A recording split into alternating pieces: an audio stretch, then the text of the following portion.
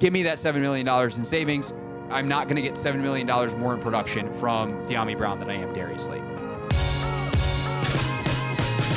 Our question for now.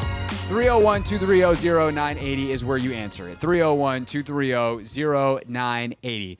What do you want to see the Commanders do to address their wide receiver room? Terry McLaurin, Luke McCaffrey, currently the only two incumbent wide receivers. There are options in the draft. There are options in free agency. The options in free agency seem to be dwindling as T. Higgins has been tagged by the Bengals, and Chris Godwin and the Buccaneers seem to be moving towards a long-term deal. Let's get things started with Mark in Largo, who never has strong opinions. Mark, welcome back to the show. What's up, Craig? How you doing, buddy? I'm good. Oh, that's good. I say we take a stab at Darius Slayton because it'll be cheap, and wait for the 49ers to cut Deebo. You wait for him to get cut, and then you pick him up. There is a stretch, though, that I kind of said. I've been saying this all day, and I don't think it's a stretch, but I think it would never happen. But you can at least investigate.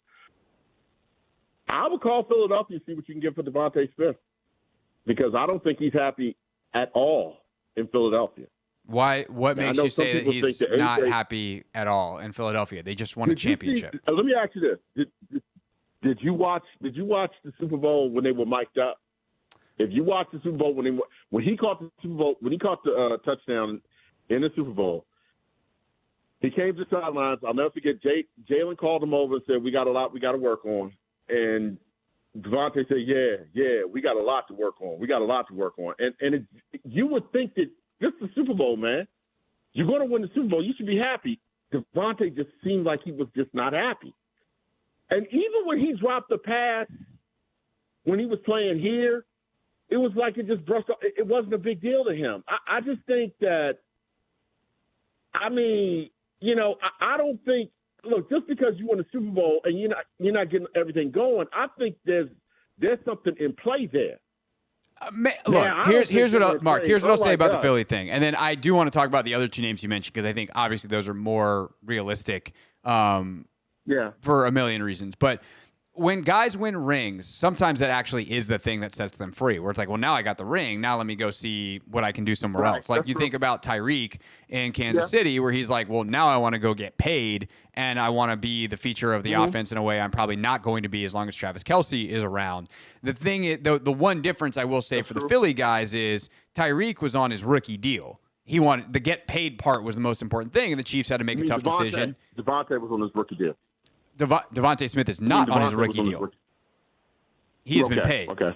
And so is A.J. Brown. Right, he's been paid. Right. So that does complicate that factor of, one, you're acquiring the salary. Two, is Howie really going to trade one of those two dudes in the division? And I know that they did business during the draft last year, but trading draft picks versus already established players, that's a very different thing. And what is that price? Okay. So I hear, look, if they become available, should Washington inquire? Yes, absolutely. If you can acquire a great player from a division opponent that helps you and hurts them, even if you're going to give them something they want, that clearly is something that's worth investigating. But I want to, Mark, thanks for the call. As always, appreciate it. The other two names you mentioned are the ones that include one that's really interesting to me. I love the idea of going after Darius Slayton. Darius Slayton's been playing in New York. He is seemingly always underused. Now, maybe I'll watch more tape of him, and I got to go back and watch like actual film of Darius Slayton to have a stronger opinion, and I'll do that sometime before free agency. But the idea of Darius Slayton is one that I like and one that fits a lot here, because I think one thing that Washington missed at times last year opposite Terry was someone who could stretch the field vertically as well. And when Dyami got in there late in the season and he proved that he could do that a little bit more, I was like, oh, I mean, the Detroit game, the tape is wild. To watch the speed, and once Dyami like really got going in that offense, the speed at which Dyami and Terry could operate across from each other, some of these deep crossing routes, the ability to clear out, have Terry come underneath it, or the other way around, Terry to clear out, Dyami to come on a high cross underneath it. Like those speed type of plays that need to happen with guys that run sub 4.45, because if not, the routes take too long to develop. and that's how you get your chunk plays. Those guys that run that sub 4.45 and can make the catches down the field, they're really, really, really important. And Darius Slayton can do that stuff. Now, is he the most complete receiver? No. But he does a lot of stuff really well. He, I think, is not going to cost crazy money. Like, is he going to be as cheap as Olamide Zaccheaus was last year? I don't know. But if you tell me I can get Darius Slayton, I'm trying to think of a guy who would cost like 20, I don't know. Like, would I rather have, and again, we absolutely loved having Diami on the show. I have a lot of admiration for the way Diami stuck with it and do this stuff. So I don't want this to turn into a bash Diami Brown thing. But if somehow Diami Brown is going to be a $12 or $11 million player, a $13 million player, let's say he's 11. Let's even make it the cheapest version, right, in this range. He's 11.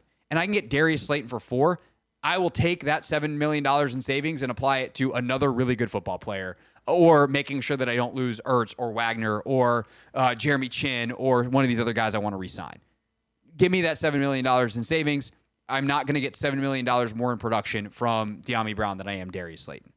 So Slayton is a guy who I love as a target for Washington.